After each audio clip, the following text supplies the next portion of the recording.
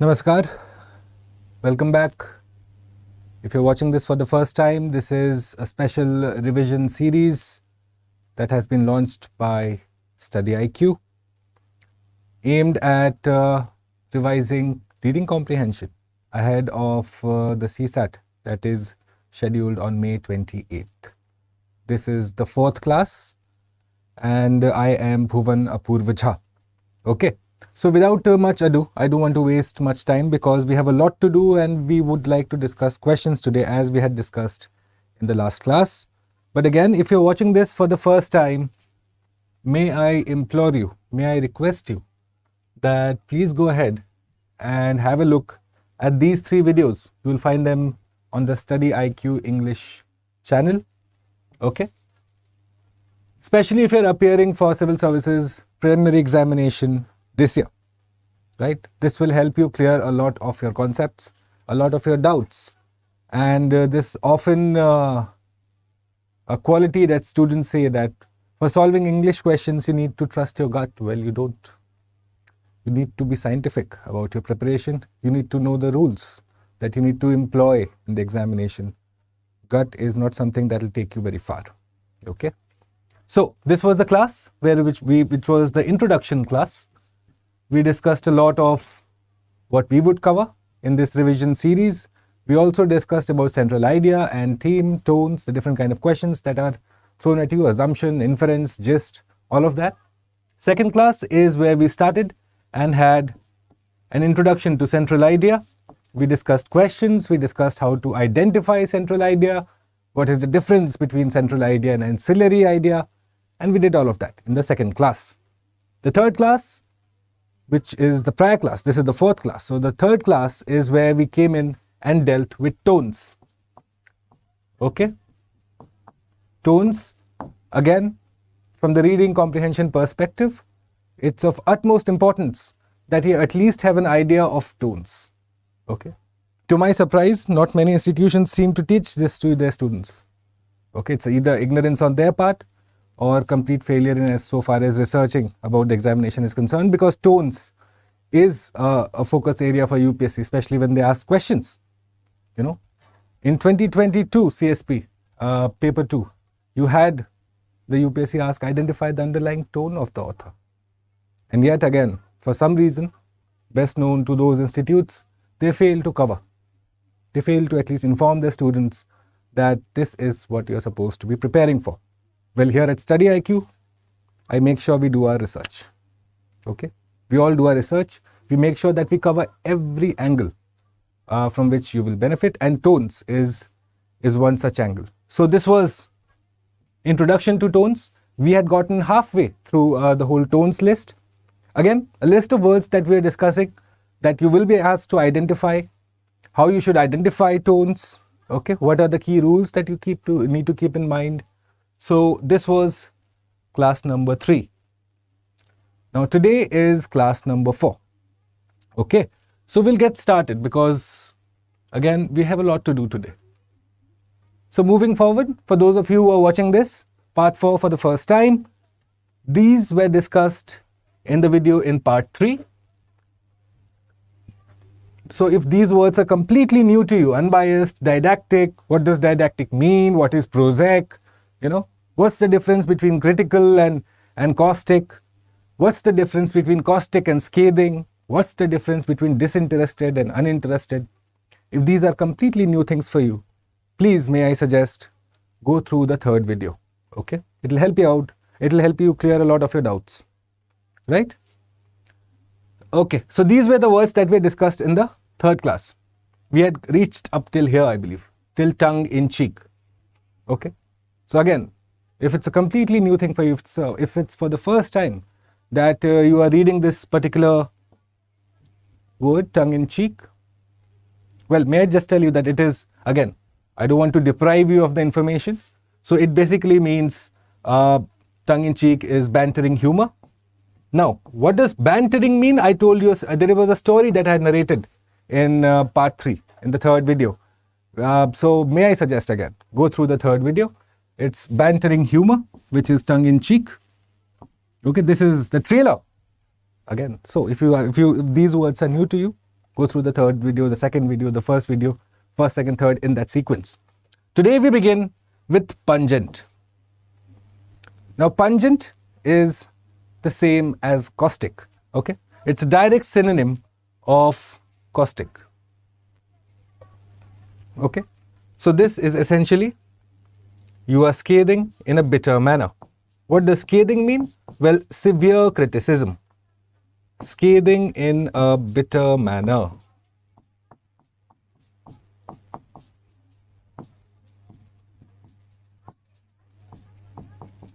Okay? Scathing in a bitter manner. Scathing itself is severe criticism.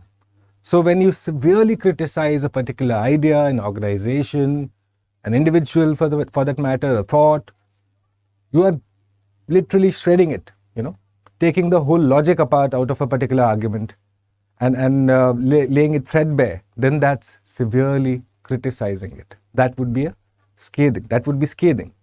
So, for example, you might have a sentence that goes like, the author made a scathing assessment of the realities of commerce in that area or economics in that area. Scathing assessment means he came very hard at the topic.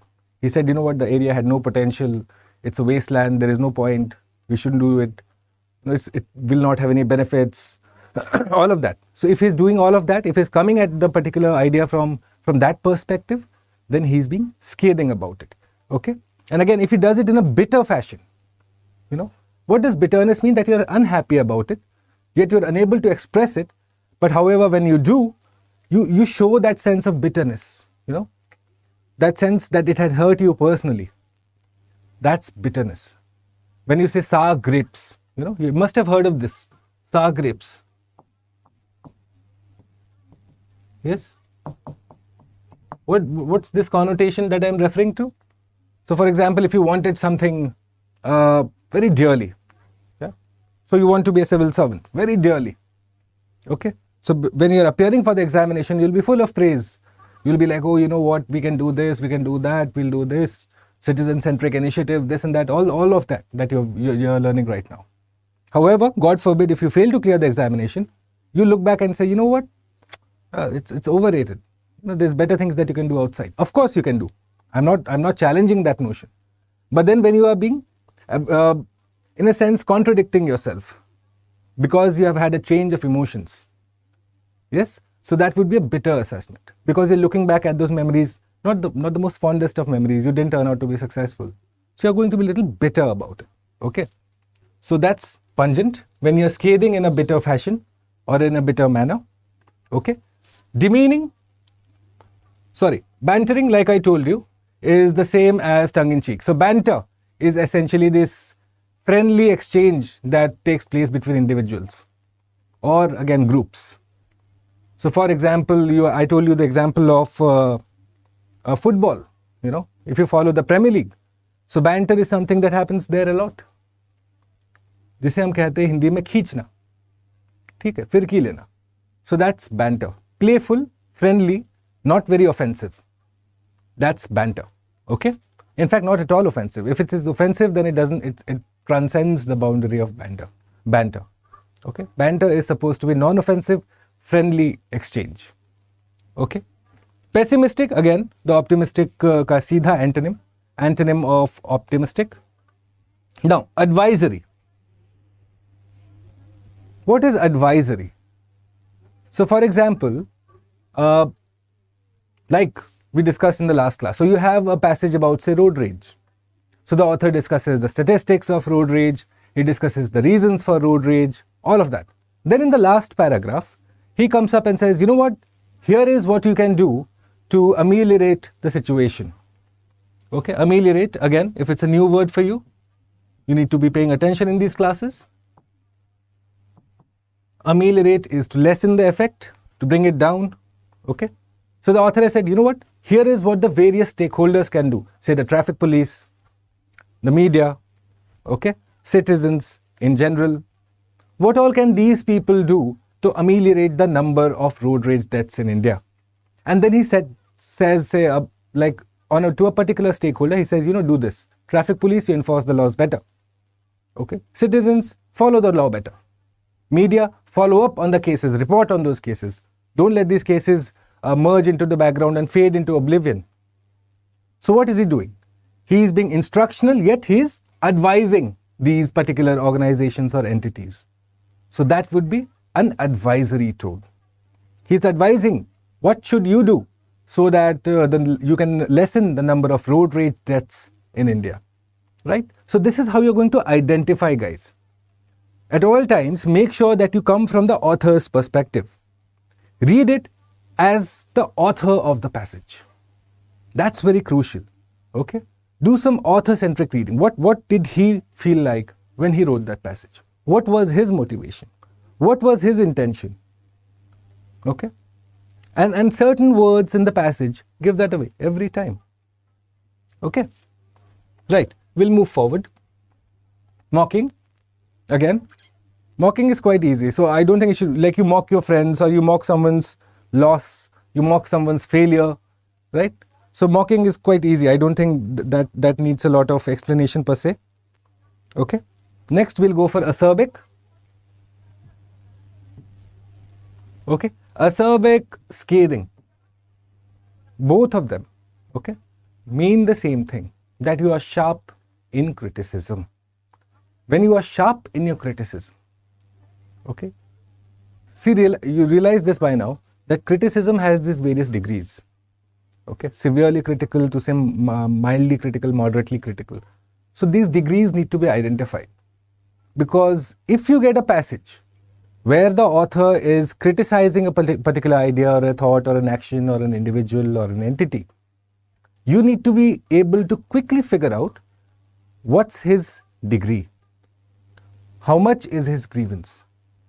Okay, so for example, if it is about traffic laws, then it will be just about criticism, probably moderate to severe criticism at best. But if it is about something personal, then probably you can have these things coming. Okay, so acerbic ka likhiye please, write down quickly for acerbic. And scathing also is sharp in criticism.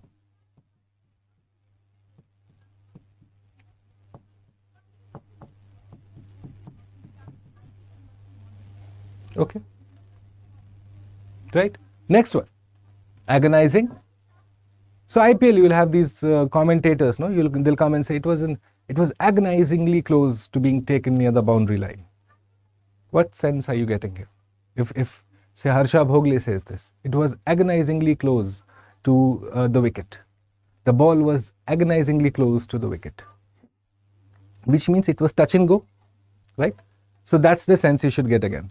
That that's the sense in terms of when you use it as a verb. However, the other agonizing is you agonize over something. So it basically symbolizes extreme suffering. Okay, it speaks about extreme suffering. Okay, these are the two connotations roughly. So you'll note down the second one, which is expresses extreme suffering.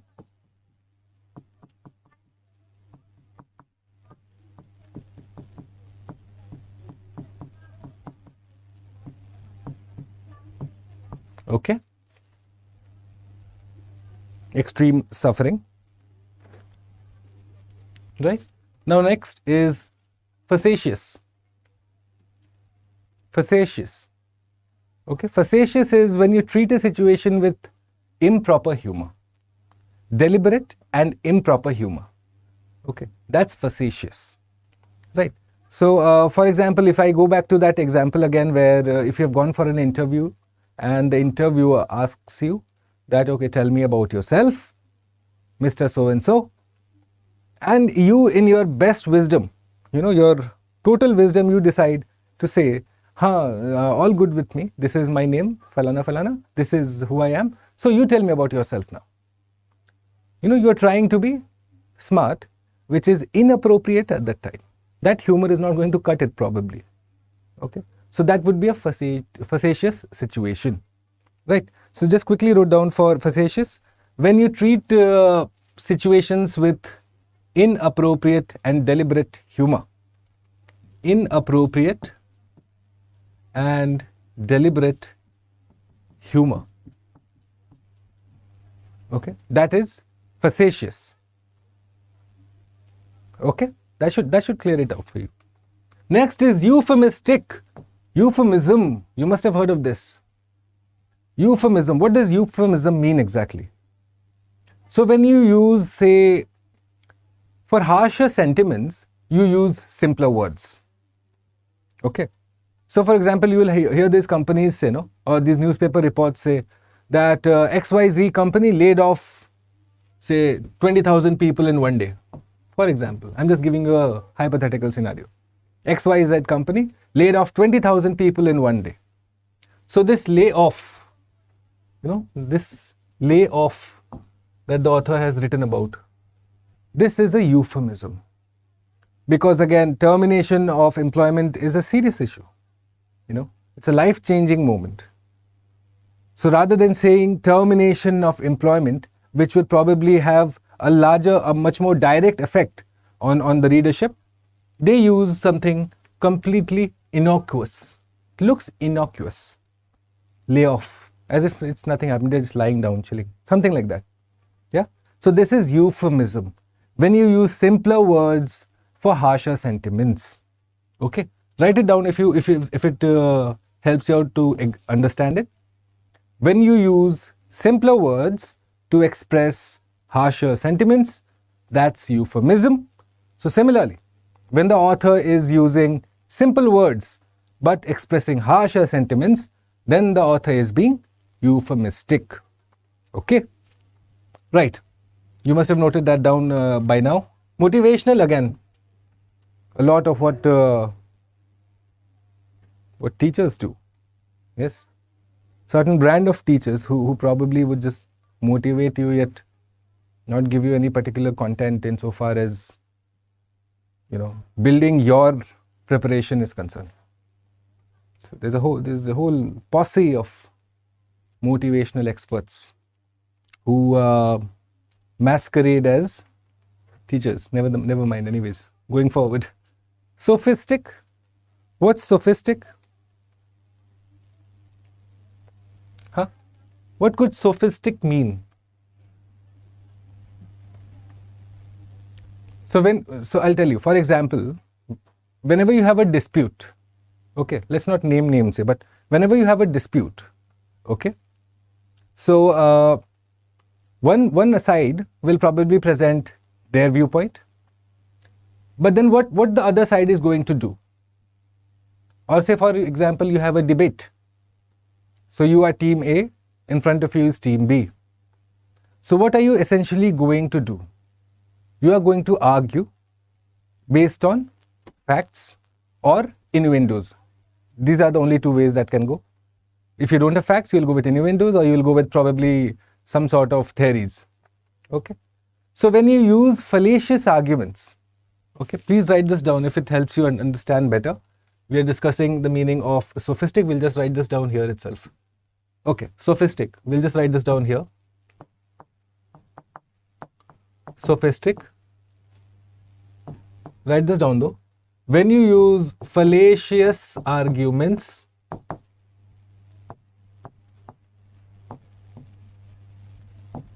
with the intention of deceiving.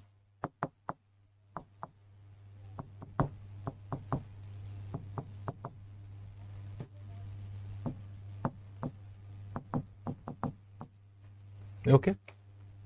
When you use fallacious arguments with the intention of deceiving, then you are essentially being sophistic. So you're not exactly arguing on facts.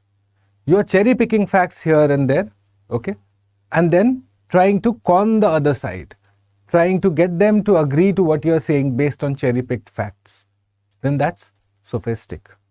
Okay. Please note this down though, because this is again a word that you should be aware of. Okay. Especially when you are in the civil services preparation realm, or even generally, if you are just looking to improve your English, usage of these kind of words shows depth of knowledge. Okay. Plus, the way UPSC is, how unpredictable it has become. The host of people on YouTube will try and second guess what UPSC is going to do. My only advice to all of you is just be prepared. Okay. Because when you sit down with the paper in that heat, all of the expert advice goes out of the window. It's just you and your paper. And how much information do you have at hand to combat that paper? All that motivation comes to naught. Okay.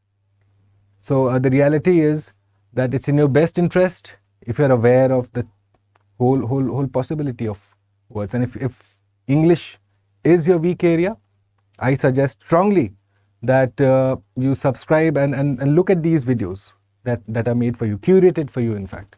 You know, it's to further your understanding right from the basic up till the advanced. There's a science and methodology that is being followed. And so I strongly advise you to make sure that you tune in every evening at 7 p.m. Before at least the Civil Services Prelims on the 28th of May 2023 is concerned. Okay, we'll go back. Artificial, these are quite easy to do. Artificial is again not very natural. Okay, I'm not going to dwell too much on there. Farcical, what's a farce? What's a farce? Huh? So you'll have a group who will say democracy has become a farce with a reference to whatever country they are trying to target. So what are they trying to say?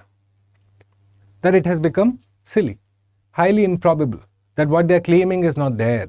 Okay, so farcical is a silly, humorous, and highly improbable. So for example, you had, say, the Pakistani Prime Minister who was abducted apparently by some forces that they have claimed themselves to be the Rangers. So they came and abducted this fellow, right? So it's a farcical situation, no? It's silly, it's humorous for us to see, because you don't expect to see that in a self-anointed democratic nation. That's not how leaders are treated, at least not your prime leader, opposition leader is treated, right? So that's farcical, okay? It's silly, humorous, and highly improbable. You don't expect that to happen, say, in a democratic country. Sarcastic, well, what I am being in terms of addressing our Western neighbors right now. That's sarcasm. Okay, if you picked up on that, good. You know the meaning of sarcasm. Pedagogic, pedagogy or pedagogy. What is peda? Ped is essentially to do with teaching. Okay, pedagogy is to do with teaching. Whenever something is related to teaching, it normally starts with the word ped. Ped is obviously a pediatrician. When you look at it, it's P-A-E-D. So it's completely different again. Don't get confused there. Okay. So we'll do a special series on root words, because root words is something that helps you a lot to improve your vocab. You know, it's quite difficult to improve your vocab by just going through words and trying to recollect them and do that. So if you know root words, you have essentially built your vocab, because root words are the foundation on which words are built, right? So remember, if you remember in yesterday's class, we had discussed ACRI, A-C-R-I, right?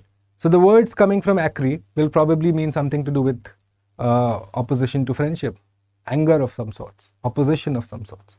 So there are words like that, bell, for example, B-E-L.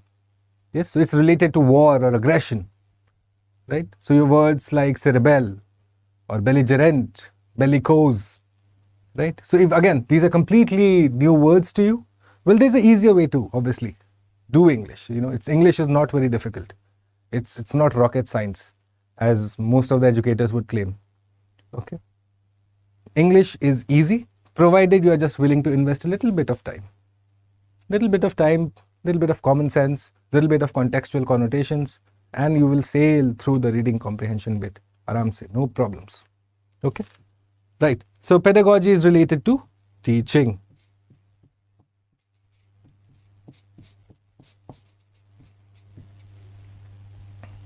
Okay. Passionate, we'll leave it for the time being, because I want to discuss passionate versus dispassionate versus impassionate. Okay. 3 different words, 3 different meanings. So we'll discuss that when we do that comparison in the next slide. So we'll just keep it for the next slide. Okay. Interested, well, you must be knowing this. Paradoxical. What's paradox? When you have 2 contrasting thoughts that come one after the other. Okay, that is paradox. 2 contrasting thoughts, you can write this down though. 2 contrasting thoughts that follow each other.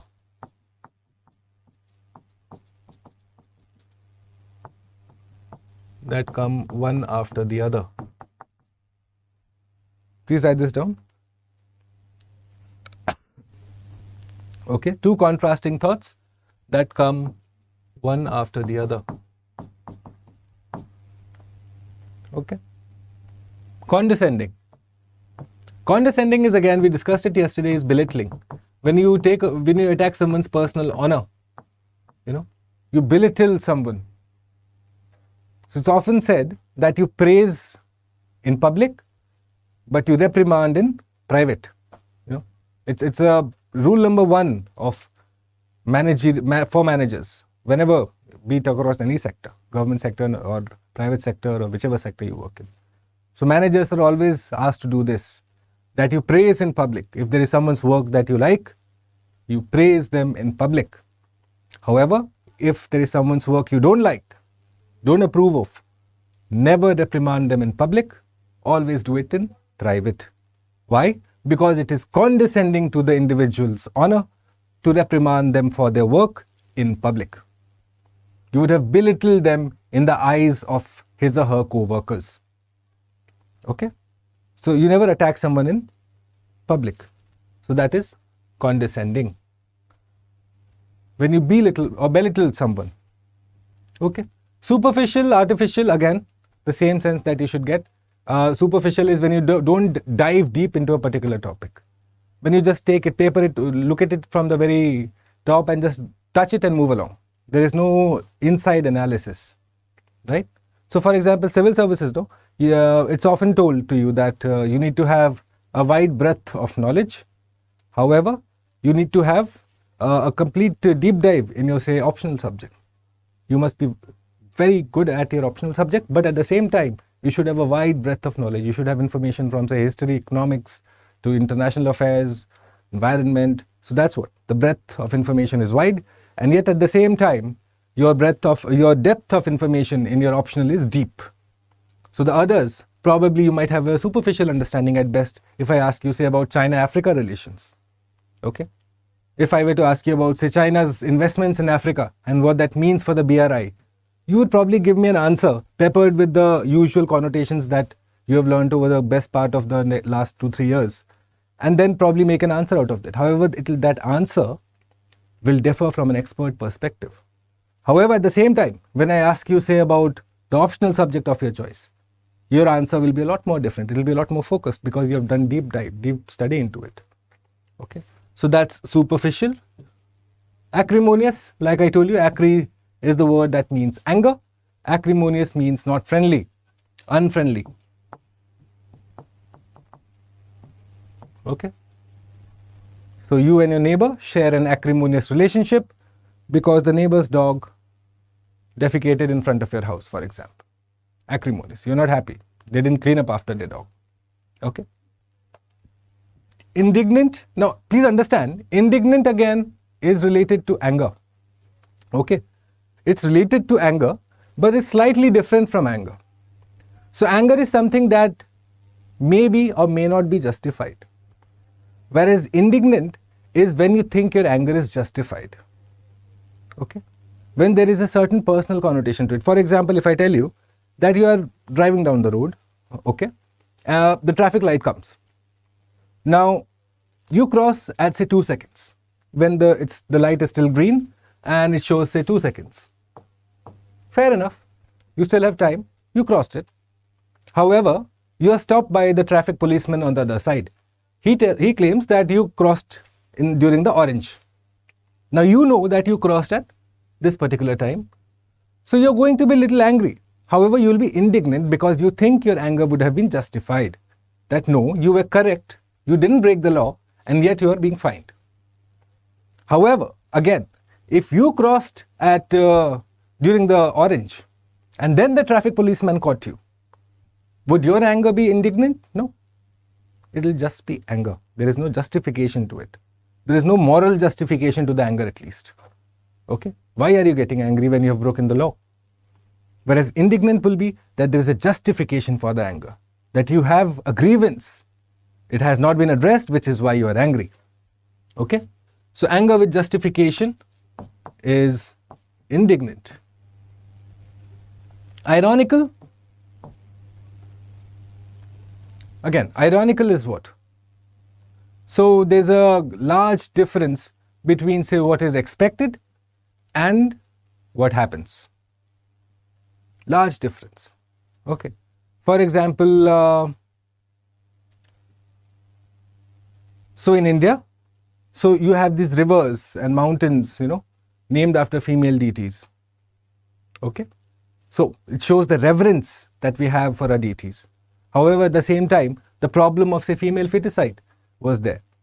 So isn't that ironical that in one sense, you are worshipping deities in the female form, yet on the other hand, you are killing girl children, which is why, again, that used to be a major problem that has been addressed at least partially now for sure. But then that's the sense of ironical. It's an ironical situation. You see the irony in the situation? That on one hand, you are claiming to worship them, on one hand, you are also murdering them. How does that work out? How does the two facts reconcile with each other? Okay. Again, so that would be the sense for ironical. You can write this down. Difference between what is expected versus what actually happens. That would be ironical. Right? You can write this down again. Please do note this down because these are specific terms, guys. Okay. These are specific terms that the author will ask you to recognize. So today's question, this is the first one that I want to do. I don't want to delve too much because we have finished this. Exaggeration, again, people exaggerate, amplify through examples or no examples, this over-exaggerating your claims, all of that is exaggerating. Cynical, we have discussed in the last class in detail. Okay, we discussed what a cynic is. Sardonic is when you mock someone grimly, so grimly mocking.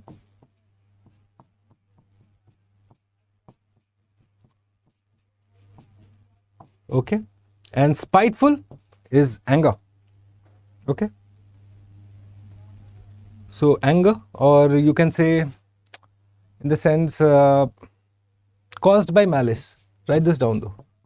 Spiteful is caused by malice. What is malice? Again, mal is a root word, right?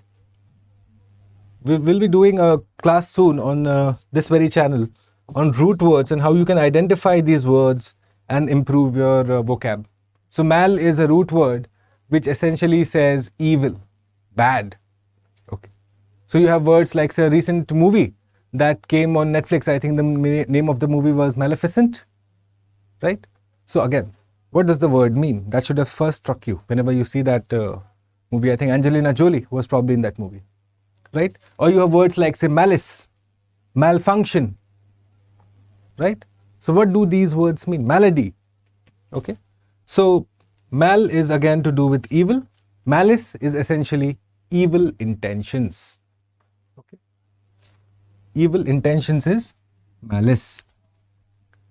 Right, so that completes the theory part of tones. You have more or less been exposed to every possible tone that you could face on D-Day on the 28th.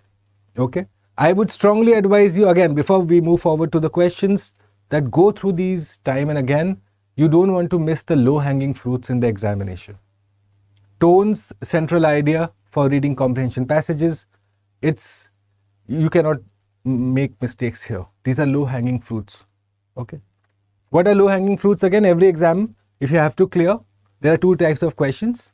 One are the low-hanging fruits, easy questions, which everyone gets correct.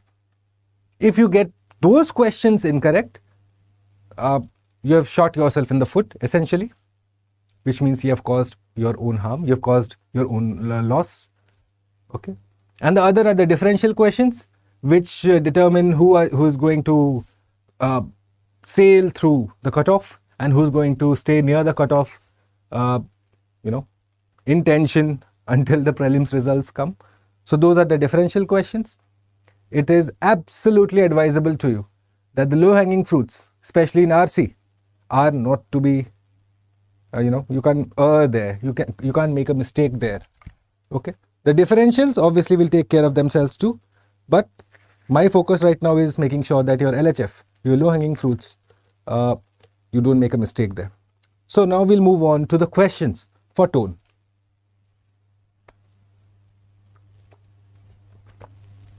Okay, let's start with this passage first. I'll give you a second. Please read the passage and then we'll solve the questions together.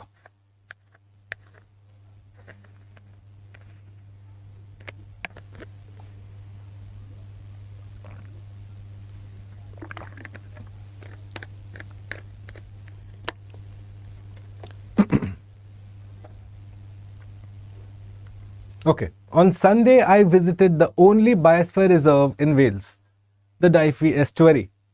As is usual at weekends, several hundred people had come to enjoy its beauty and tranquility, and as is usual, 2 or 3 people on jet skis were spoiling it for everyone else. There is the author's description. He has described essentially the ambience of the passage or the setting of the passage. Ambience or the setting of the scene has been done by the author. What do these mean? That he is essentially painting a picture for us. Now, you see this word here, tranquility. What would this mean? Tranquility. Yeah. So, for example, you have rogue elephants. Okay. Rogue elephants, which are called makhna. Okay. They are called makhna, by the way, if you do not know. Again, known by different names in different local areas, but I think in West Bengal they are known as makhna. Okay, so these rogue elephants have essentially to be first tranquilized, and then through the help of a departmental elephant, which is an elephant that works with the forest department, then they kind of bring him in and do whatever they have to. You know, if the elephant has got some bodily injury, then treat it. Then after that, it is released into the wild. So the author was, the elephant was essentially first tranquilized. So you would have a gun and then someone from the forest department would shoot at that elephant. Okay, at the back of the elephant to make him unconscious, him or her unconscious, make the elephant unconscious. So what is that? Tranquilizer, tranquility, all of these sense is the sense of the word you're getting is calm. The quality of calmness is tranquility. Please write this down. The quality of being calm or calmness.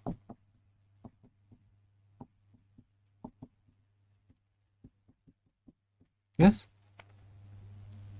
For example, you have individuals who will go from the busy city life, they'll probably go to, say, a national park or a wildlife sanctuary, you know, in search of tranquility, in search of peace, you know, where there is no mobile phone tower, no problems, just you and the forest, and you're just there in that particular moment, taking it all in, right? So that's tranquility. So the author has started with there. Now he says that 2 or 3 people were on jet skis and they were spoiling it for everyone else. Okay. So now he comes to the point, most economists will tell you that human welfare is best served by multiplying the number of jet skis. Aha, a take on the economists, which is true. For an economist, something that generates revenue, something that generates or has an economic value is of much more importance than, say, a setting sun or a rising sun or fog or whatever. All of these things that have no economic relevance for an economist. So the author is saying, for these economists, the jet ski has more importance than anything else. See what he says here. Because the estuary's beauty and tranquility don't figure in the national accounts.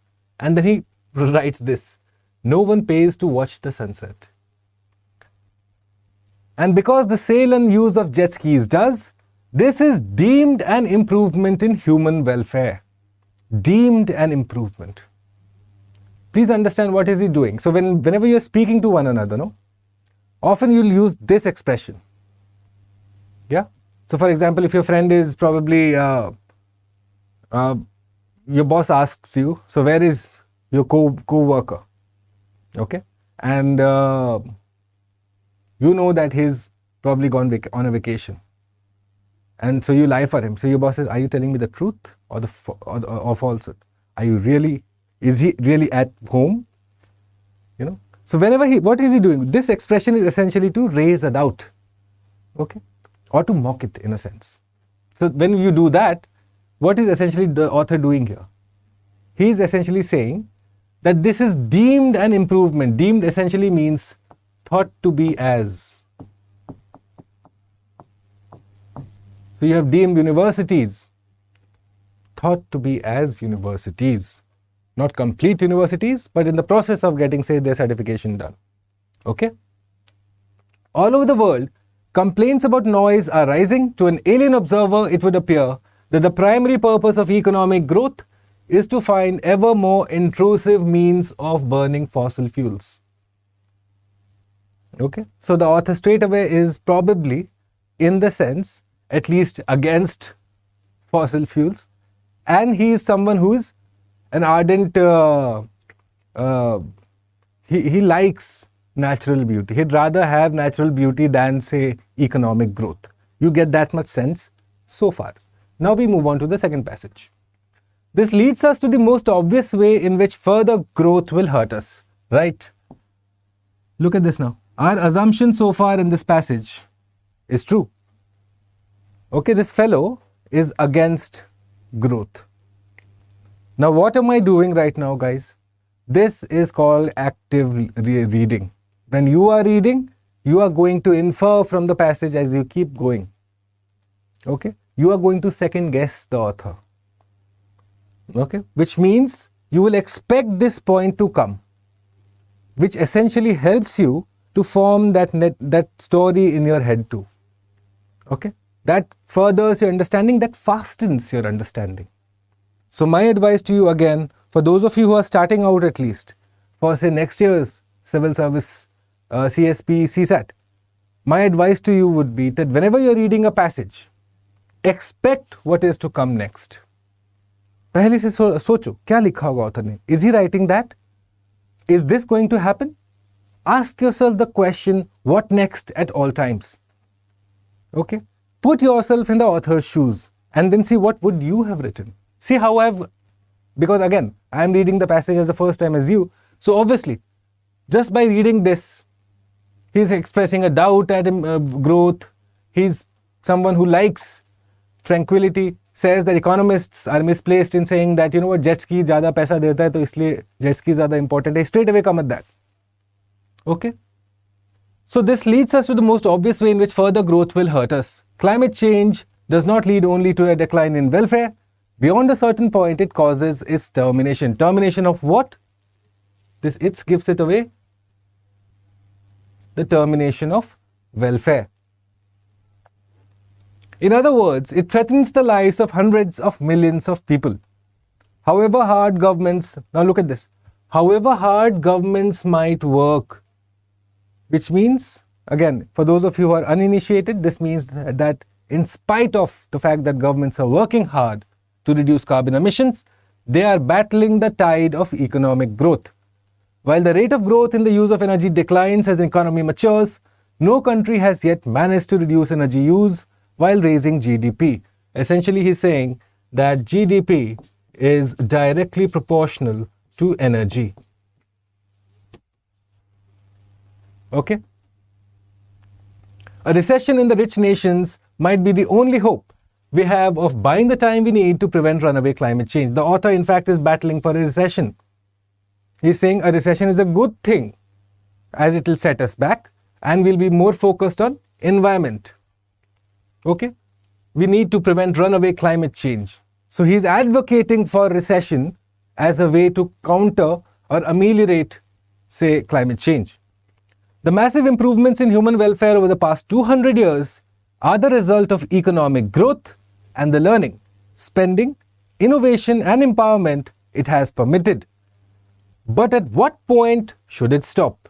The author has raised a question here. Again, what is this "it" referring to? What is the "it" being referred to here? It is a direct reference to economic growth. Essentially, the author is saying that economic growth needs to be stopped. Economic growth, the growth shouldn't be so high that it comes at the cost of environmental survival, catastrophe. Okay? In other words, at what points do governments decide that the marginal costs of further growth exceed the marginal benefits? Most of them have already no answer to this question. Growth must continue for good or ill. It seems to me that the rich world, we have already reached the logical place to stop. He's essentially saying the rich nations are rich enough. Let's focus on climate change. Let's focus on the environmental factors and not run after growth, not run after economic development, economic growth at least. Okay. Next. So he lives in one of the most poorest places in Britain. The teenagers here have expensive haircuts, clothes, mobile phones. They have cars, all of that. However, look at this line. But with one major exception, can anyone argue that the basic needs of everyone in the rich nations cannot now be met? Is the author asking you a question to the answer which you already know? Yes. Right? He's essentially saying that in spite of the fact that he lives in one of the most poorest places in Britain, the kids there have all of the amenities, they have cars even. Okay? So is he not supporting his argument that, you know what, growth bahut ho gaya, enough of economic growth. Let's focus on other priorities. So what does this question become then? Can anyone argue that the basic needs of everyone in the rich nations cannot now be met? कोई ऐसा बोल सकता है कि अमीर देशों में अब कोई चीज की कमी है? What essentially is that? That becomes a rhetorical question. This is a rhetorical question, which means the answer has already been given. It need not be answered. That's a rhetorical question. Again, a very oversimplified example. So you wake up in the morning, your mother is like, "Acha, ud gaya aap." Right? You're up, son. You're up, beta. Obviously, because the child is up, which is why he or she is present in front of the mother. Right? Again, a very oversimplified question, but you get the gist of it. Okay? So this becomes a rhetorical question that the author says. Now, governments love growth because it excuses them from dealing with inequality. Growth is a political sedative, snuffing out protest, permitting governments to avoid confrontation with the rich, preventing the construction of a just and sustainable economy. Growth has permitted the social stratification. Okay. He's essentially said why growth is bad. These all are points wherein he's trying to show growth in a negative light. We'll keep that in mind. Thereafter, he comes to an article in the FT, Financial Times. How the department stores are trying to cater for the consumer who has arrived. The consumer who has arrived. What does that mean? Often you'll read, India has arrived on the global stage. What would that mean? Okay. Was India traveling somewhere that it arrived? No. What it essentially says is that it has arrived essentially means it has come of age as a power. As an entity amongst the global committee of nations, India now holds its own. It has its own relevance. Why? Based on whatever factors that you are trying to explore. It could be because of its demography, it could be because of its economy, it's because of its soft power. Hundreds of factors that you can factor in if you have to make that argument that India has arrived on the global stage. Okay, so that's the sense the author is trying to say. The unspoken theme of the article was that no one arrives, the destination keeps shifting. Again, an important line, guys. No one arrives, the destination keeps shifting. The rich are having to spend more and more to distinguish themselves from the herd. The herd. Who is this being referred to now suddenly? The rich are trying to distinguish themselves from the herd, which means, like you must have heard, no, in our country too. So we had a former politician, I think. He mentioned the word cattle class. A former politician or current politician, I don't know. Probably current. So he mentioned the word cattle class. So this is the sense that the rich are trying to say, you know what, I'm not part of the cattle class. For that, I'm going to wear, say, branded clothes or branded jewelry or expensive bags or Dior perfume or this or that, all of that. Okay? In the United States, the market in goods and services designed for this purpose is worth this. To ensure that you cannot be mistaken for a lesser being. Again, this is the same sense as the herd, the cattle class. They are the lesser being apparently. So to make sure that you're not mistaken as one of the cattle class, you can now buy gold and diamond saucepans from Harrods. What is Harrods? So the UK has several, I think, auctioning agencies, Harrods, Christie's and all of them, right? So gold and diamond saucepans is what? Well, obviously, the cattle class wouldn't be able to afford it. You and I would probably not be able to afford it. But then the ultra rich, the mega rich, they'd probably buy it so that they do not get identified as you and I. Okay? Sacrificing your health and your happiness to earn the money to buy this junk looks like a sign of advanced mental illness. So author says you don't need that. Why do you need gold and diamond saucepans from Harrods? What purpose does it solve? So what essentially is saying that all of this, extravagance in a way is a sign of advanced mental illness. Is it not time to recognize that we have reached the promised land and should seek to stay there?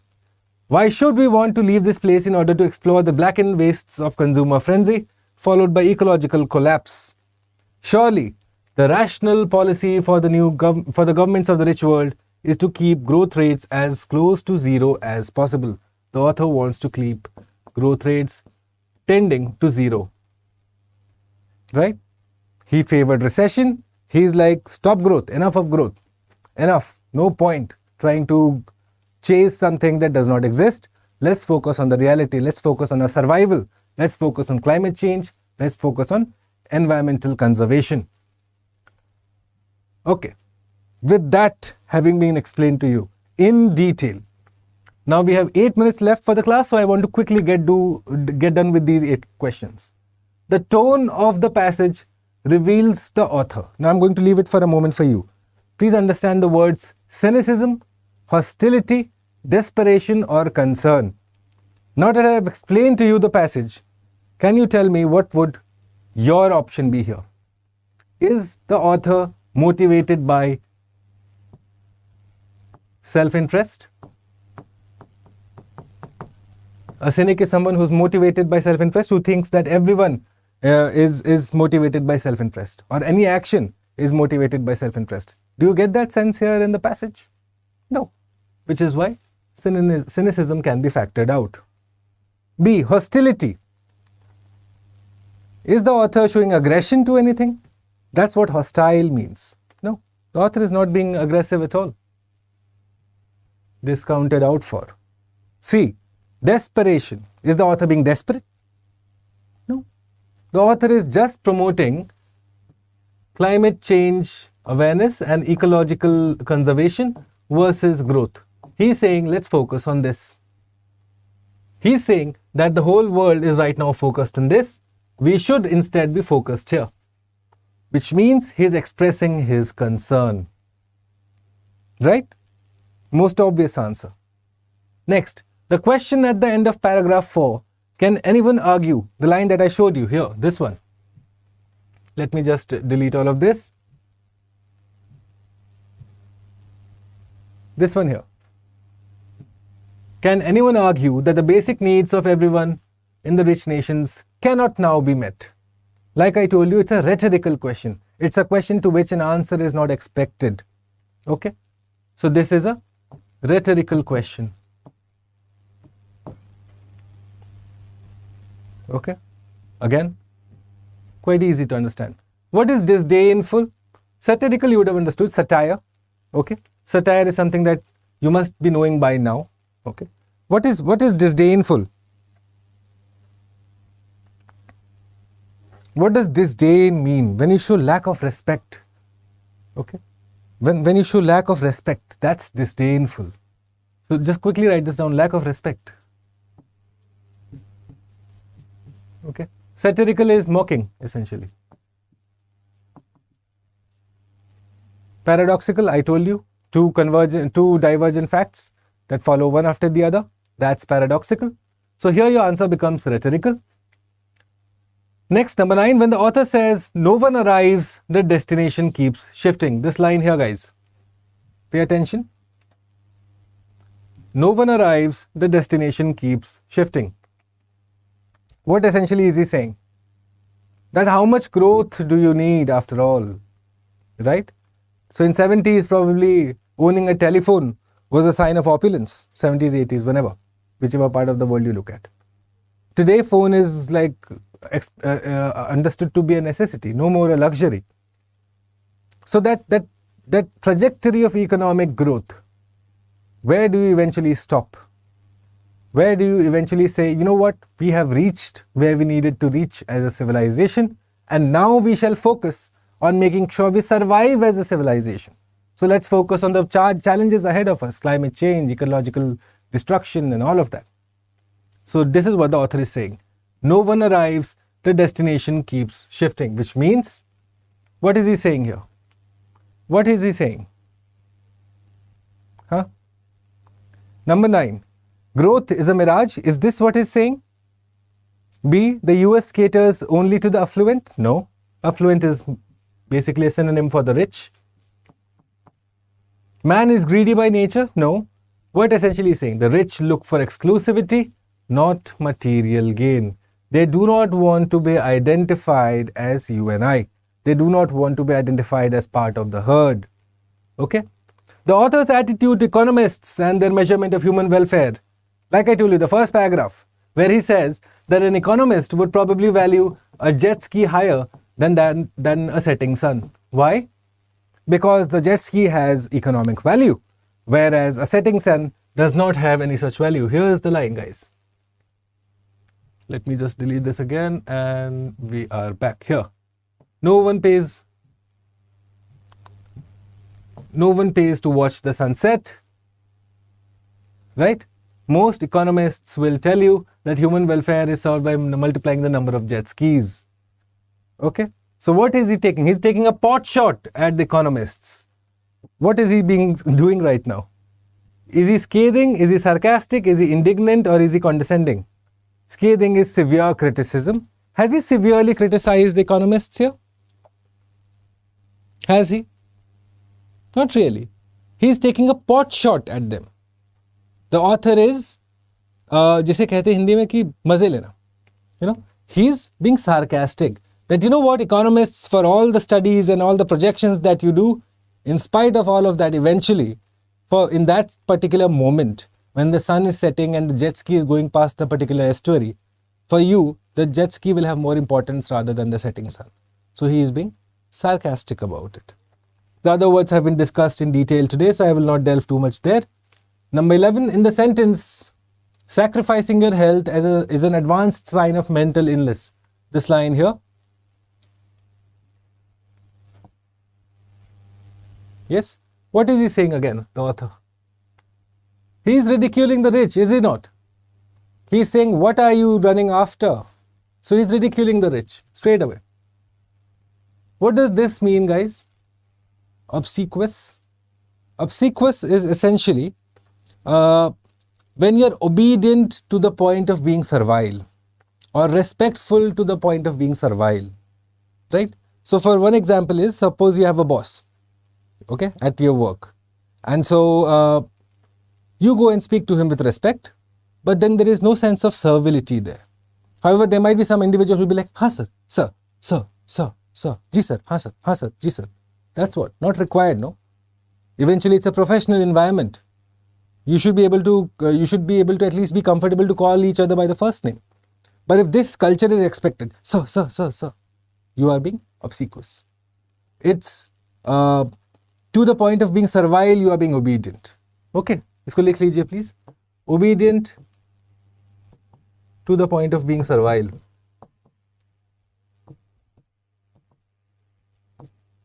Of being servile. Servile again is a word.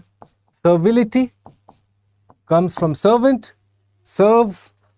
Servility, we'll again discuss this when we discuss the root words. The author in this passage, guys, simple. Does he favor recession? We know that he does not like growth. Okay. He's in fact talked about recession there. He's also talked about, he's not talked about reversal of growth. What essentially is said? That the promised land has been reached enough has been done. Let's not do any further. Let's stay here. Wherever we have reached is enough. Let's now focus on other priorities. Okay, which means the author has spoken about status quo. Status quo means, in Hindi it means yathasthiti. Maintain the situation as it were. Okay. In the statement, to ensure that Harrods, remember that line here? This line here, the saucepan from Harrods bit. What is the author? Why is the author suddenly talking about Harrods? Why is the author suddenly talking about Harrods? What is he taking? He's made a tongue-in-cheek remark. He's essentially said, you know what? You rich people need to identify, just to identify yourself different from the rest of us, you need to buy these expensive things that you don't need. He's taking a pot shot at them. It's a tongue-in-cheek remark. Apathetic, we have discussed in detail yesterday. The difference between apathy versus empathy versus sympathy. If you have trouble in understanding the difference between apathy, empathy and sympathy, please go through the third part, part 3 of the sequence. Apathy is lack of or just being indifferent is apathy. Sympathy is when you express or when you sympathize with someone, when you express your feelings, your condolences. And empathy is when you put yourself in the shoes of the other and try and understand and feel what they're going through. Okay?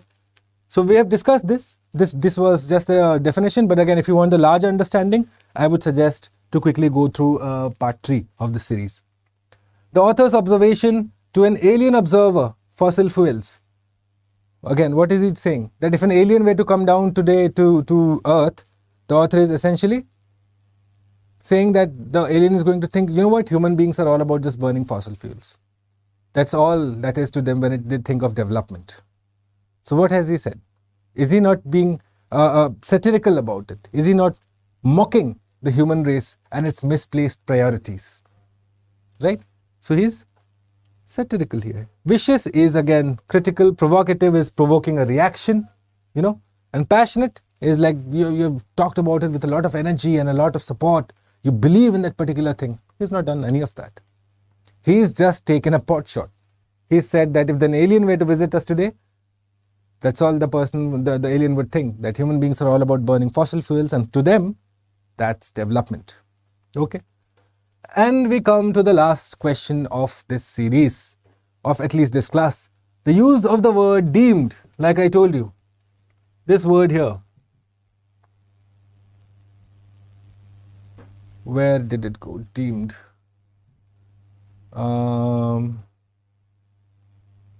Yes.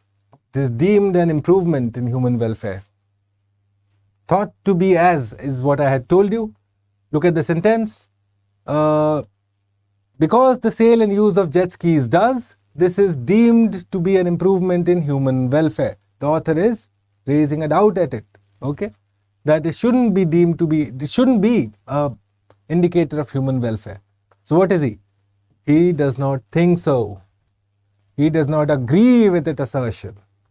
He does not agree with the fact that jet skis, even though they have economic value, figure more higher than, say, the ambience and the beauty of a setting sun. Okay? Right. So this concludes part 4 of this special revision series that has been launched by StudyIQ ahead of CSP on the 28th of May. Sorry for this. On the 28th of May. Okay. We have so far discussed central idea. We have discussed tones. We have done questions on these two. Part 5, which will be tomorrow. So the next video in this sequence is where we will be discussing more questions, specifically previous year's questions that have come on these two topics. Okay. So my advice again, before we come to that video or before you come to that video, make sure that you go through the basics, more specifically that are mentioned in part 2 and 3. Okay. 4, we discussed a lot of theory today in terms of the different types of tones. the connotations that they have. But tomorrow's class, my dear viewers, will be exclusively on questions that the UPSC, the Commission, has asked over the years, specifically related to central idea and tone identification. So make sure that you tune into that class. Till I see you again,